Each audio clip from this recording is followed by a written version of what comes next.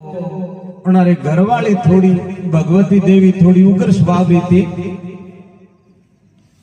बनने पछे बड़ी लंबी काम नहीं है, मैं छोटी काट बात ना बीजवारी लाई वाह घणी भली थी। अरे लखमोजी महाराज मळवा गया अणदोजी होनी लखमाजी महाराज लखमोजी घरे नेता जो लखमाजी रे वो अणदोजी होनी बात करता करता रात रो नींद आई जो आपरो हाथ है जो माई रे हाथे शरीर रे माथे पड़ियो और अणदोजी होनी उबावे ता हाथ ने काटे ऊपर फेंक दीधो के मारा हाथ रो पाप है जो मो हमेशा खत्म करो प्रो आगे भोगणो नहीं पड़े। और जरे लखमोजी महाराज आया जरे